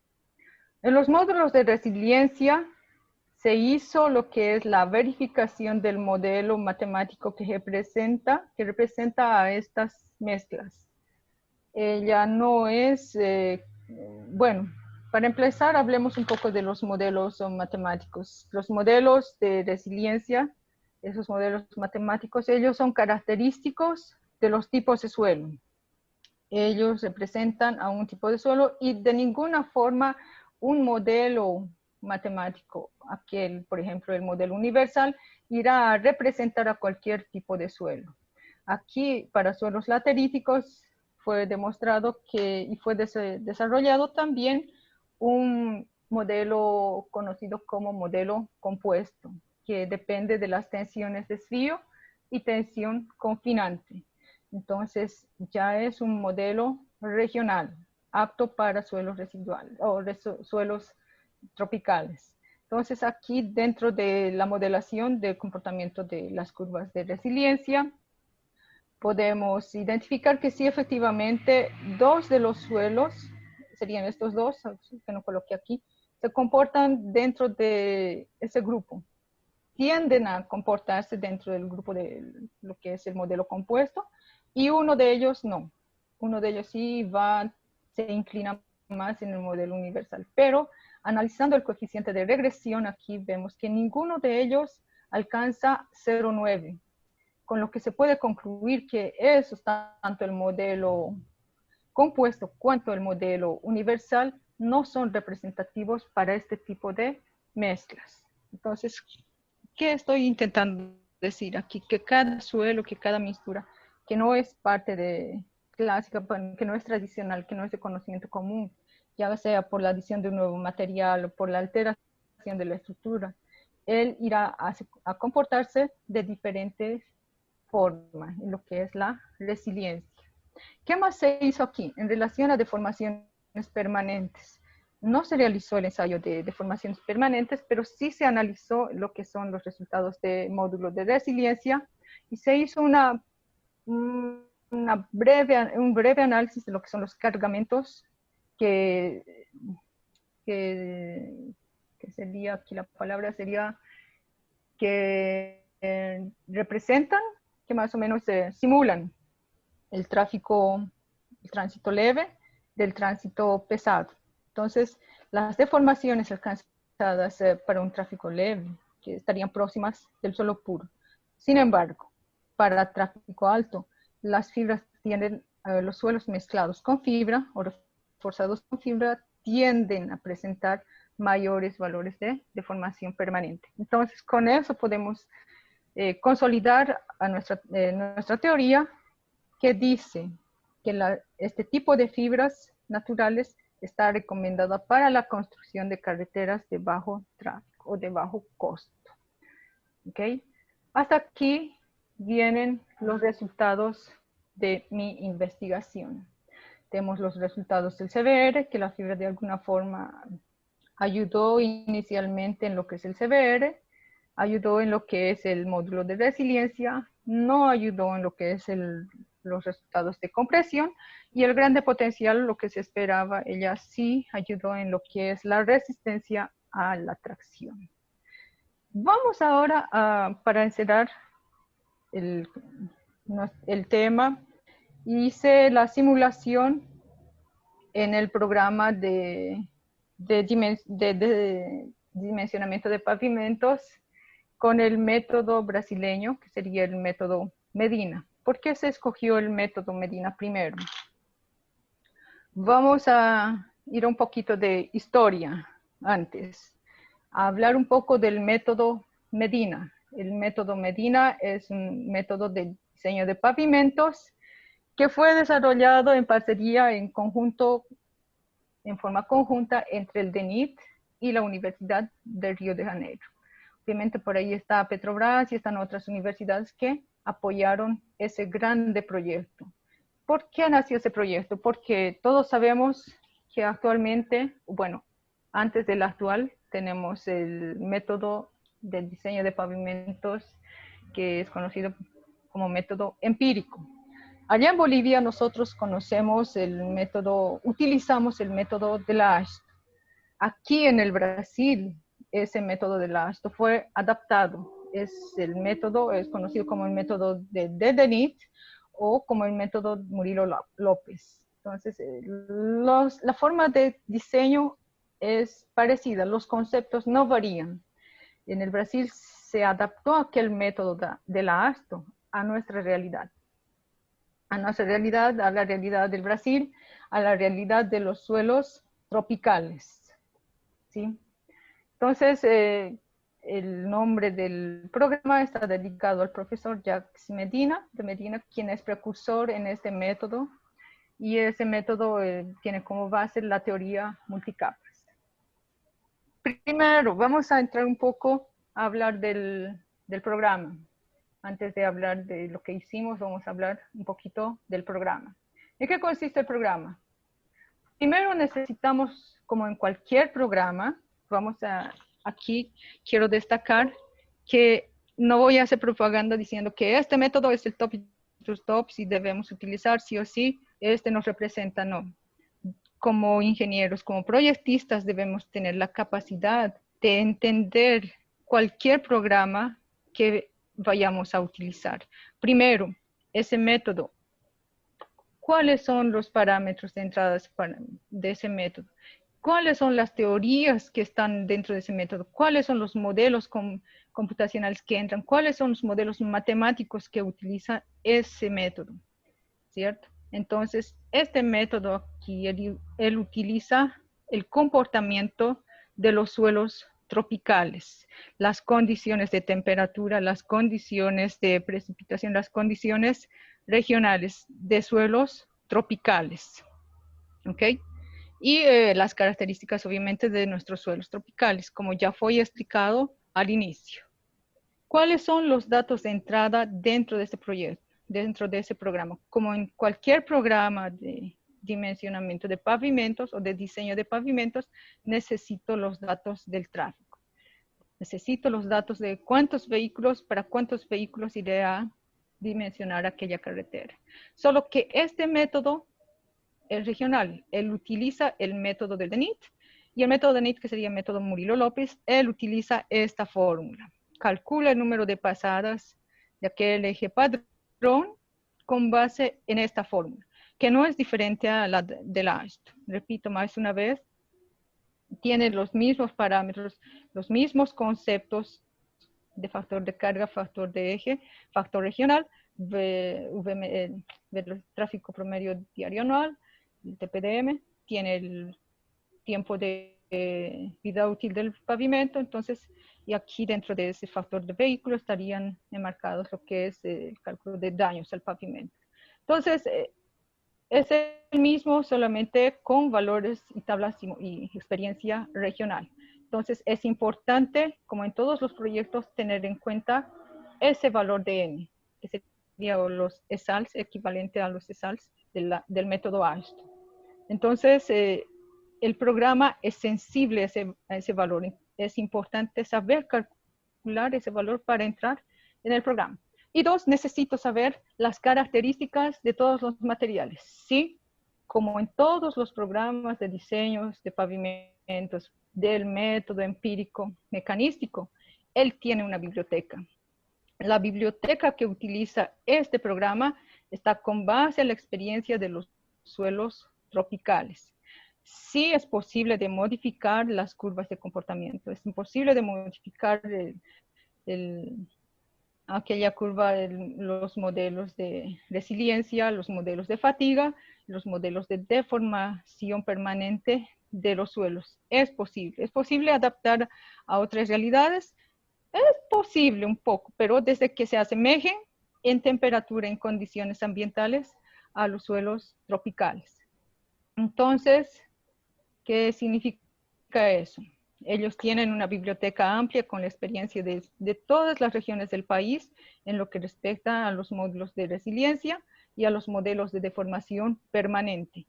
Recordando que no es el modelo de deformación permanente clásico que él utiliza. En el Brasil se ha modificado y se utiliza el modelo de Guimarães. Igual que los módulos de resiliencia, él utiliza los 4 modelos tradicionales, desde el universal, los 2 lineares, y el método regional, que sería el modelo compuesto. Entonces es posible adaptar el modelo que nosotros queramos según el tipo de suelo. De igual forma va con las curvas de fatiga, el modelo de fatiga que iremos a adoptar. Bueno, para entrar un poquito en el programa, recordemos un poco de lo que son el concepto de elasticidad. Sabemos que en esta partícula de suelo tenemos tensiones máximas. Tenemos 2 pares de tensiones máximas, una principal mayor y otra principal menor. Pero también sabemos, con los conceptos de elasticidad, que existen varias tensiones alrededor de esta partícula de suelo. Es como un diagrama de cuerpo libre de ese puntito que está aquí. Ese punto que está aquí tenemos que dibujarlo en diagrama de cuerpo libre. Entonces, esas tensiones que están alrededor de este punto representan a los suelos que están en contacto con esa partícula, ¿cierto? Entonces, de todas esas tensiones que están actuando alrededor de ese suelo, tenemos 2 pares. 2 pares que serían las tensiones principales, ¿ok? Solo que esos pares principales, ellos irán variando conforme a la carga, las solicitaciones que irán actuando sobre ese punto. En este momento, como está el gráfico, las tensiones mayores no son estas, no son esa vertical y esa horizontal. Irán más o menos a ser esas que van en dirección de la máxima tensión que está aplicándose al suelo. Obviamente, calculando mediante la teoría, podemos hacer una rotación de ejes y calculamos esas tensiones máximas. Entonces, veamos aquí, el vehículo avanzó y está parado exactamente sobre el punto. En ese exacto momento en que ese neumático se paró sobre ese punto aquí, las tensiones máximas que estarían actuando son estas, la principal mayor y la principal menor, ¿cierto? Entonces, esos 2 pares de tensiones, en ese momento en que ese neumático alcance el máximo valor cuando está parado sobre ese punto, las tensiones cisallantes se anulan, como se observa en ese punto. Entonces, ¿qué acontece en ese punto? En ese exacto momento en que tienen las tensiones máximas, tenemos las tensiones que actúan, y esas tensiones irán a causar una deformación en el pavimento. Y como en todos los métodos de dimensionamiento de pavimentos, nuestro objetivo aquí, igual que en los otros, es calcular esas tensiones y la deformación debido a esas tensiones, la deformación en esos suelos debido a la acción de esas tensiones. ¿Sí? ¿Está entendido? Vamos ahora a otra recomendación importante que da el método en sí y que da cualquier otro método en sí que sea respecto al método mecanístico empírico, es la realización de los ensayos. ¿Por qué? Nosotros queremos hacer la representación máxima de una realidad de tensiones de un suelo, de una fase real. Entonces no podemos adoptar bibliotecas ya programadas en programas que no entendemos. Entonces, en este caso, por ejemplo, sabemos que existen 4 bibliotecas, 4 modelos representativos, y ¿Qué tal si aparece un tercer elemento que sea un suelo mejorado con suelo cemento? Es un suelo cemento mejorado con un tipo de fibra artificial. No está en esta biblioteca. Es el mismo suelo, en esta biblioteca hay suelo cemento, pero es el mismo suelo cemento, pero ya tenemos un tercer elemento, que aunque sea ese tipo de suelo, influye en el comportamiento, en el estado de tensiones de la estructura de pavimento. Entonces, por eso es importante sí realizar los ensayos, encontrar esas curvas, encontrar los modelos matemáticos e insertar esos modelos en los programas. De esa forma estaríamos, de alguna forma, calibrando ese programa y adaptándolo a la realidad que iremos a simular.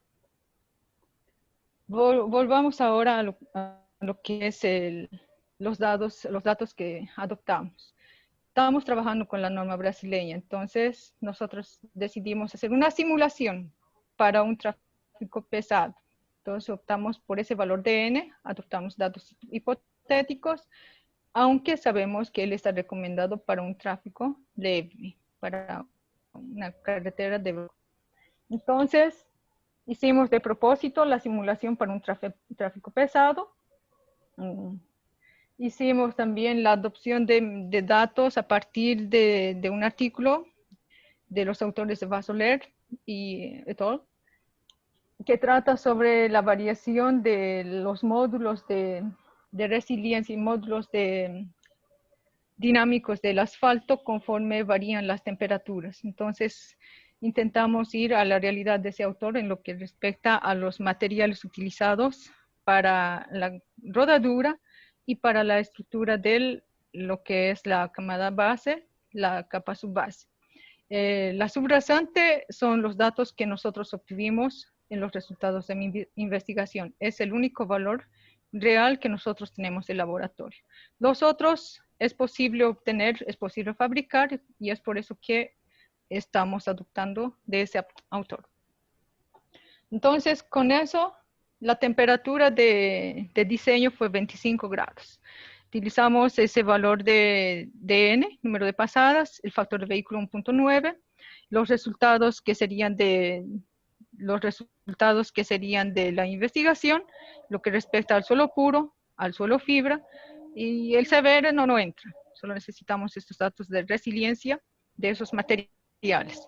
Con base en esos resultados, se hizo el cálculo de los espesores mediante el método de Murilo López. Entonces, como en todos los métodos, necesitamos darle un valor de partida. Hicimos el cálculo según el método mecanístico, el que me dice 7.5 recomienda que sea 7.5 de capa de revestimiento, camada base 15 y subbase 20. Entonces, hice un precálculo, predimensionamiento, y con estos valores es que entramos al programa. Como en todos los programas, necesitamos llenar los datos de tráfico.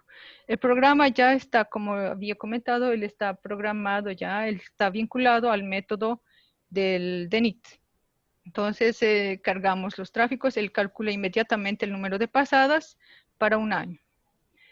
Él tiene una propia configuración que no varía mucho de esto. La configuración es solo el nombre que es diferente, más en pesos es bastante próximo. Entonces, estimamos los espesores, definimos los materiales que ya habíamos hecho. En el programa tenemos esa opción, como se había especificado. Él tiene una biblioteca ya predimensionada de materiales ya ensayados, pero es posible construir un nuevo material. Entonces, para eso nos hacemos nuestros ensayos y llenamos con el material que nosotros utilicemos, en lo que es tanto la camada de revestimiento, cuanto en la camada de lo que es la capa base y la subbase. Tenemos esa opción de crear nuevos materiales y él ya tiene con los materiales preensayados.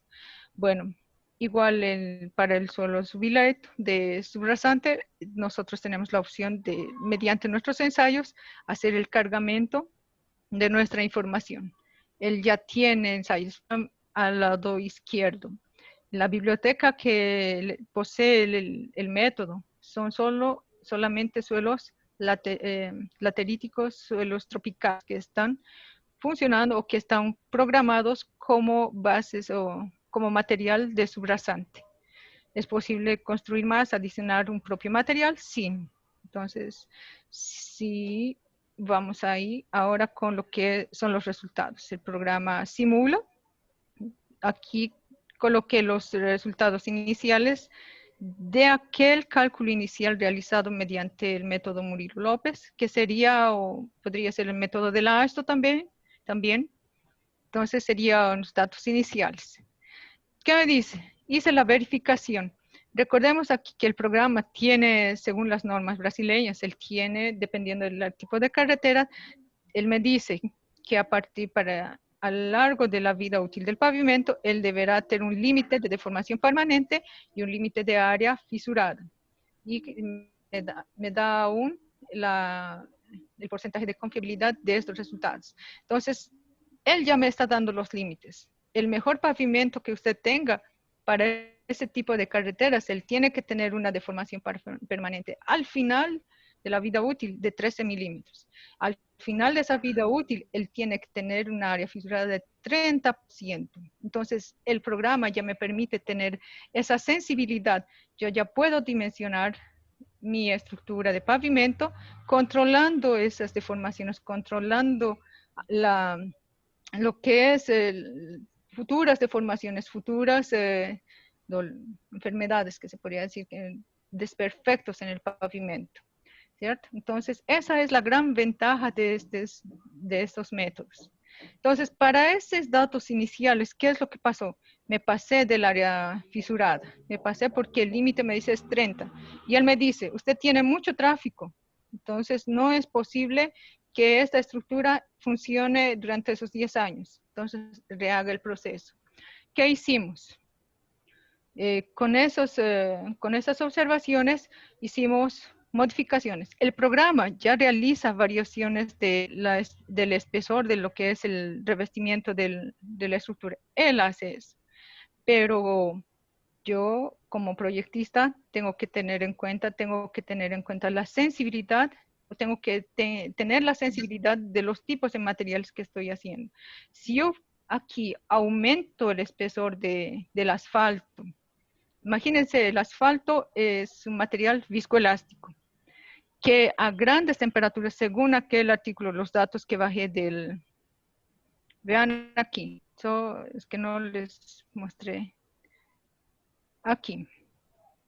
Bueno, no se ve bien, pero a altas temperaturas el módulo dinámico cae bastante, más del 50%. Se hizo una comparación entre 25 grados y 45 grados, que obviamente no se llega, pero es posible de llegarse a esos valores. Existe una grande variación en lo que es el módulo dinámico de estructuras de concreto asfáltico. Entonces, pensando en ese comportamiento del revestimiento, de lo que es la capa de rodadura, yo no voy a animarme personalmente, yo no me animaría a aumentar ese espesor. El programa aumenta. Y a cualquiera, por lógica, tendemos a aumentar, pero no nos ponemos a pensar que estamos en lugares de altas temperaturas.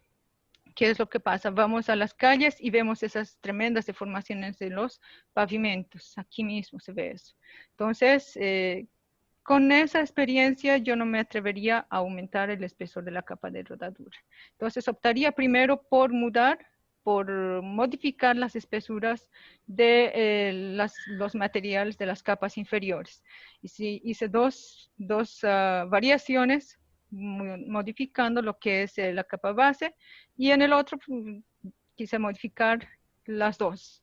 Entonces, con eso, solo modificando aquí la capa base, él me dio resultados satisfactorios. Mudando a 20 centímetros la capa base, él me dice está dentro, tanto se va a tener una área fisurada al final de la vida útil de 28% y va a tener abollamiento de 6,5 o 6,5 milímetros al final de la vida útil. Prosiga. Entonces, para mí, esta sería una alternativa viable. Pero también hice otro. ¿Y qué pasa si yo aumento? Entonces, me da la opción a seguir y seguir modificando. Entonces, yo decidí aumentar estos dos espesores y el programa me dice, usted está próximo del límite, pero también está dentro.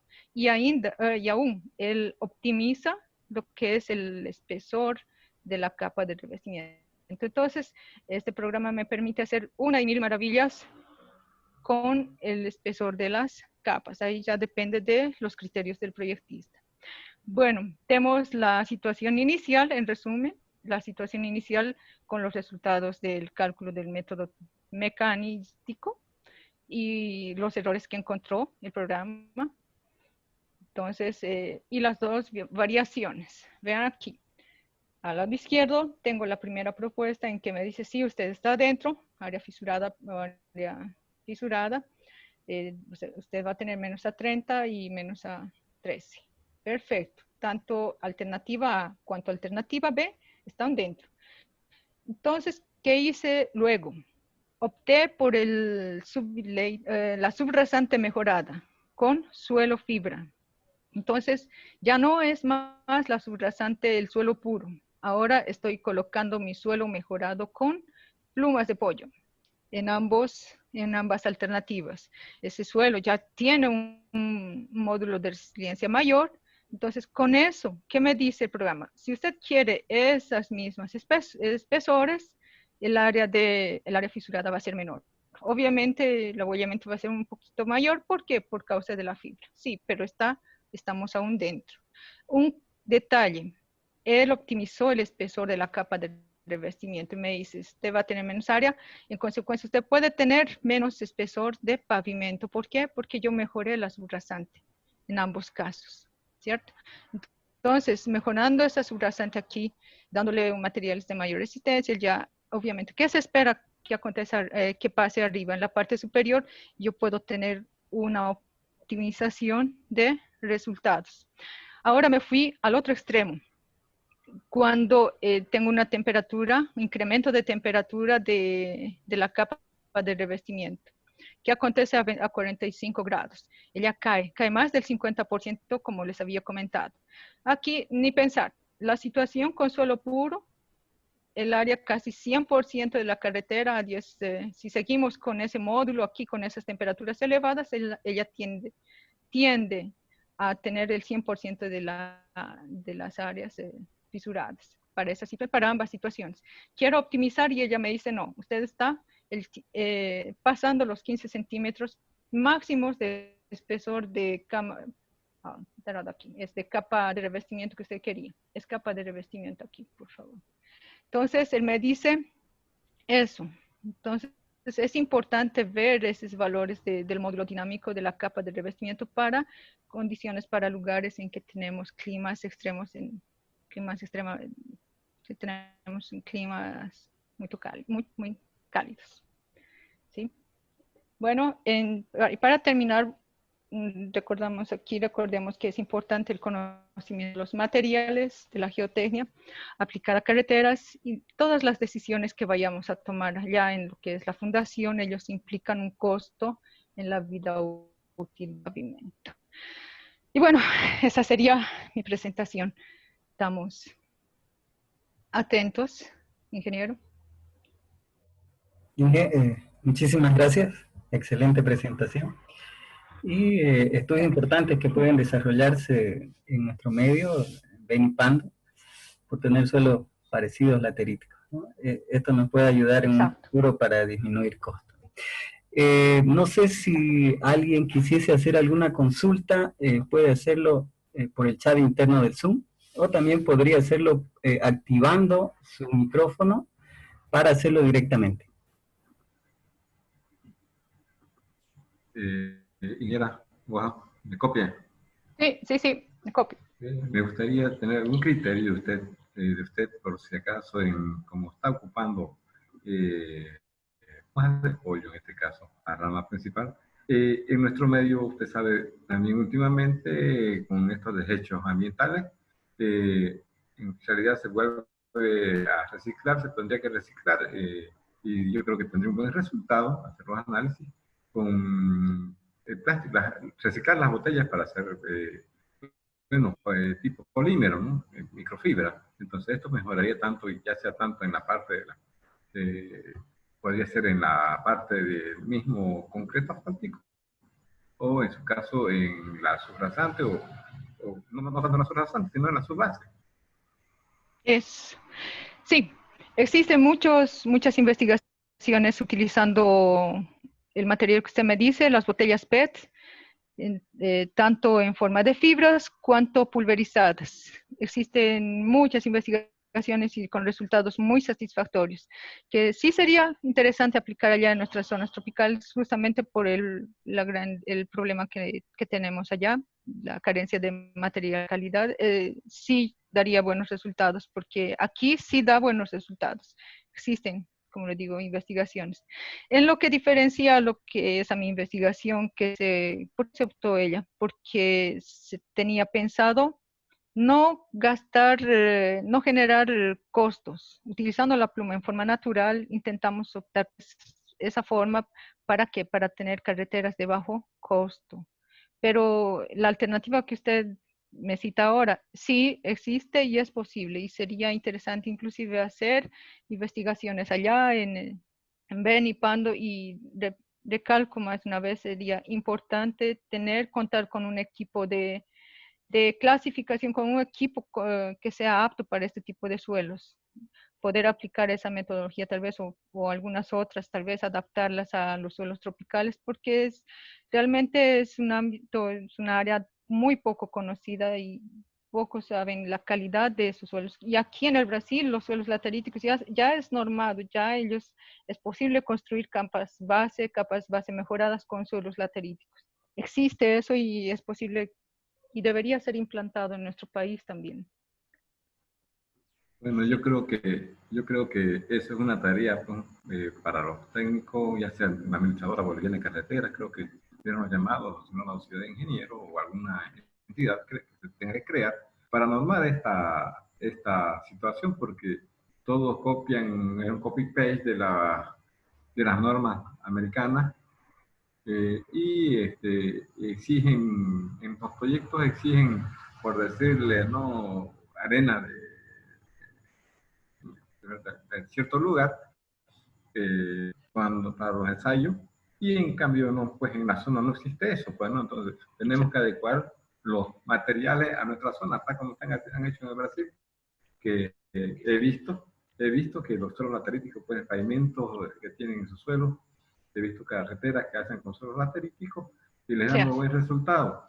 Entonces yo tuve la oportunidad de trabajar ahí en Guayana Meri, en tramos Ribera Alta Guayana, en la subbase, una subbase mejorada, que se hizo un 40% con un 40% de material laterítico, 20 centímetros, dio muy buen resultado. También he tenido la oportunidad de hacer algún tratamiento doble ahí en Guayana María, 15 o 18 cuadras, no me recuerdo. Y hasta ahora están en buenas condiciones, ya llevan alrededor de 10 años. Entonces, creo que nomás tenemos que ponernos las pilas acá en nuestra zona y, bueno, empezar a practicar este método, ¿no? Estos métodos donde hay suelos lateríticos, porque hay en la zona donde yo trabajo, por ejemplo, hay suelos lateríticos de muy excelente calidad. Hay 3 tipos de suelos lateríticos que he identificado, o sea, por el color, ¿no? Y entonces, bueno, hay uno que es muy oscuro, que es muy bueno, y entonces creo que inclusive colocándole solo cemento nos daría ya directamente, evitaríamos, por ejemplo, estar nivelando cada vez, ¿no? Y evitar el calaminado. Eso evitaría también el calaminado mecánico con un poco de arcilla y el mismo laterítico que tiene bastante arena y no tiene un aglomerante, tenía que ser más o menos algo así. Sí. Se necesita ya establecer un cierto tipo de normas específicamente para nuestros suelos tropicales.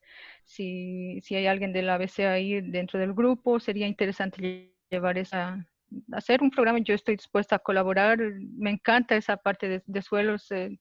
Para mí, aquí en el Brasil, me pasé 5 años en subsuelo, se podría decir, yo los conozco, estoy enamorada de los suelos tropicales, porque ellos realmente tienen esas características, tienen esa resistencia que es despreciada por los métodos tradicionales, es despreciada porque los clasifican de suelos residuales, que no tienen resistencia, y estos suelos realmente sí tienen esas características. Es posible construir carreteras, inclusive cuando mejorados ellos, es posible construir carreteras ya para tráfico medio, inclusive, a pesar, dependiendo del grado de solicitaciones que apliquemos en la carretera. Pero para las condiciones de bajo tráfico, ellas son óptimas.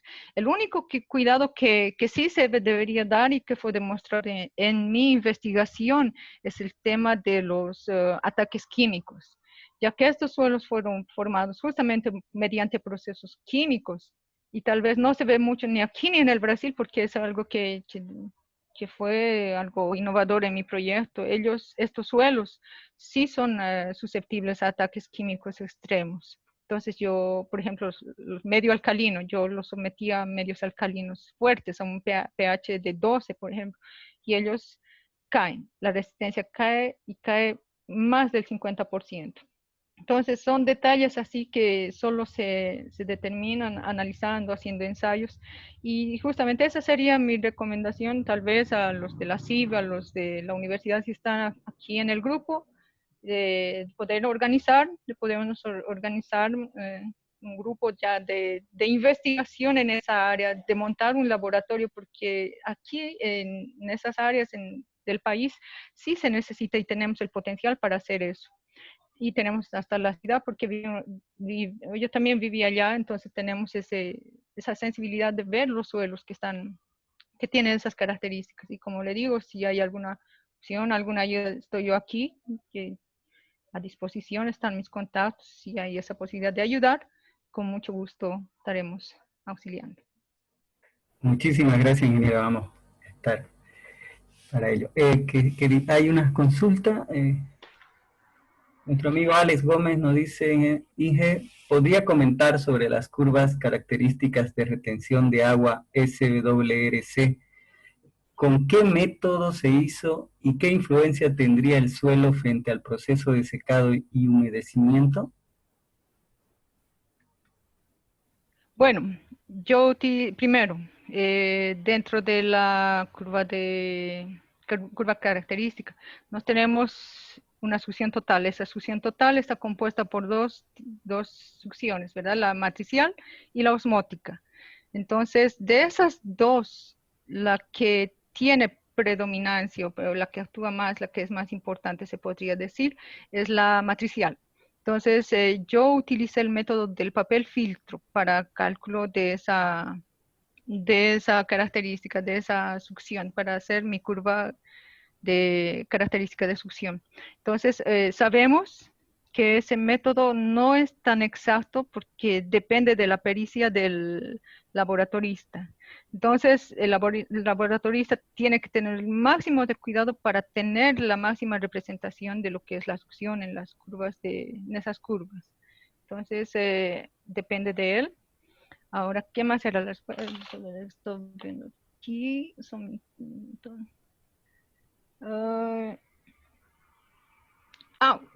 Ellos son muy sensibles y depende primero cómo influye el suelo. El suelo compactado influye bastante en el suelo natural, un suelo arenoso.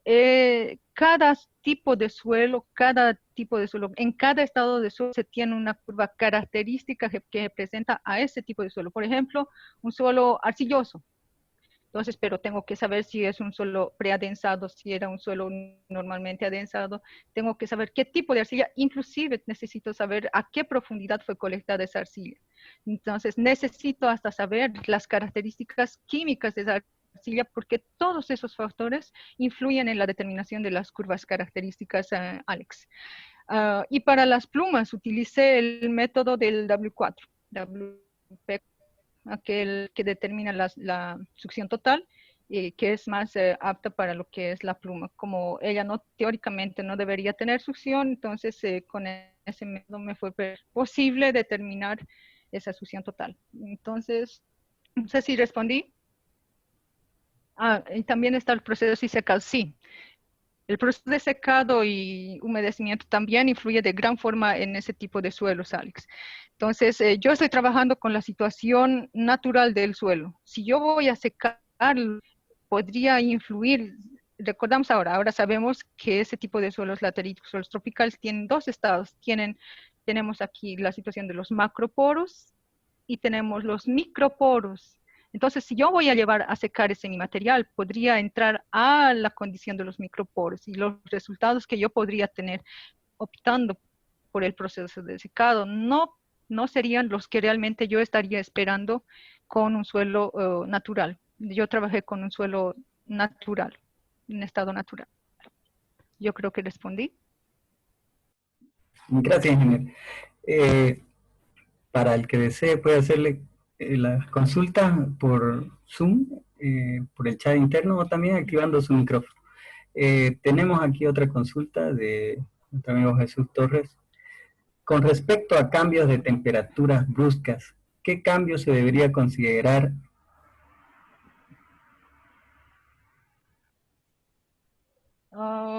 Cambio de respecto a temperaturas bruscas. Me está diciendo sobre los gradientes de temperatura elevados. ¿Qué cambios se debería considerar? ¿En qué sentido? Cambios, no está muy clara la pregunta. ¿En qué sentido?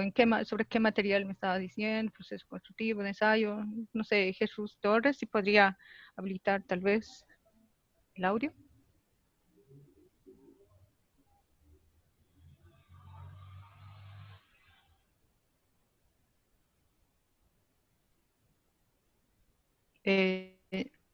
No lo escuché. Si podría esclarecerme, por favor, esa pregunta, por favor. Sí, ingeniero Jesús, ¿podría activar su micrófono, tal vez para ampliar la consulta?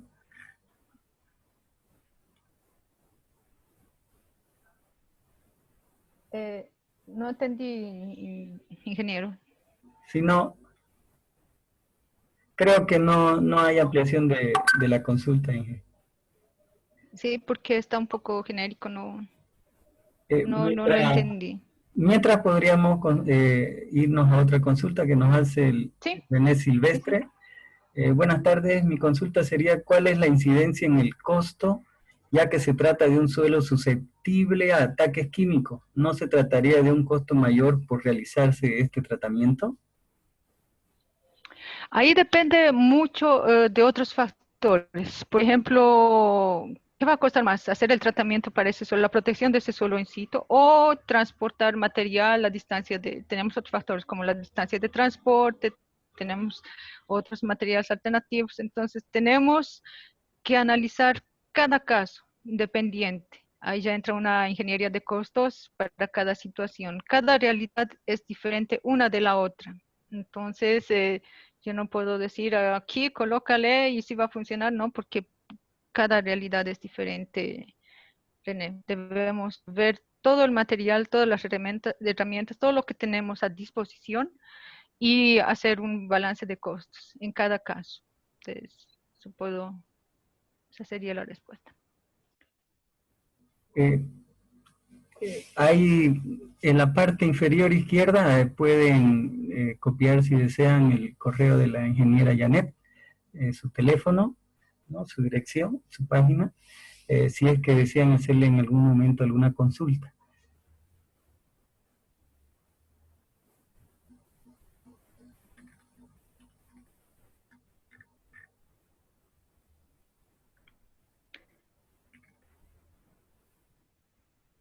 ¿Alguien más desearía hacer alguna consulta?